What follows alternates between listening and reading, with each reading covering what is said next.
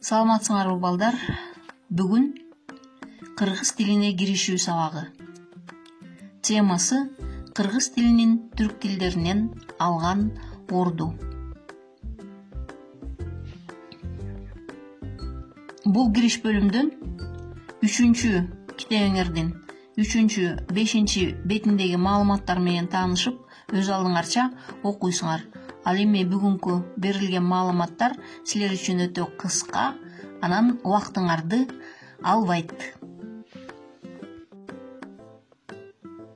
Кыргыз тили эң байыркы тил. Биз билебиз, дүйнөдө эң көп элдер жашайт. Жана алардын ар биринин өзүнүн сүйлөгөн тилдери бар. Бирок ошол тилдердин ичинде дүйнө жүзүндө 6000 жакын тил бар деп эсептейбиз. Алардын баары бирдей кызмат аткарат. Башкача айтканда, алар пикир алышуунун куралы. Алар бири-биринен сөздүк курамы, грамматикалык түзүлүшү жана ошондой эле фонетикалык өзгөчөлүгү менен айырмаланып турушат.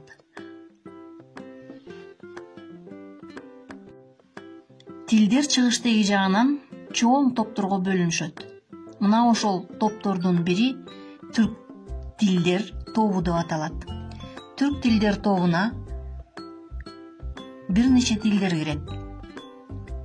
Түрк тилдерине кирген тилдер төмөнкүлөр: кыргыз,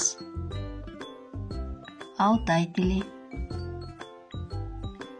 бизге коңшу казактардын тили, казак тили, андан кийин өзбектер, уйгурлар, уйгур тили, хакастардын тили, коңшу түркмөн тили, Өзбекстандагы карагалпактардын тили, карагалпак тили, татар тили. Булар Россиянын карамагында кирет.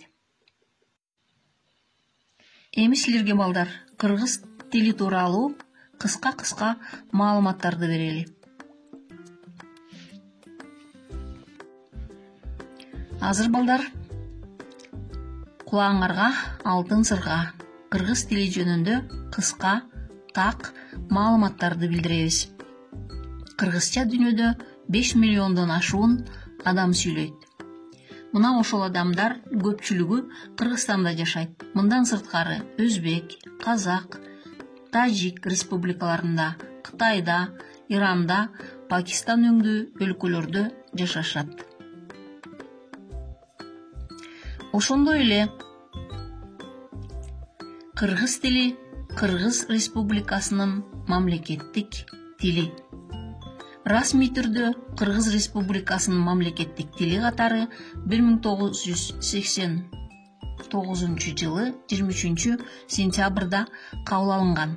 Мына ошондон баштап ал кыргыз мамлекеттик тили. Балдар, силерге сүйүнүчтүү кабар.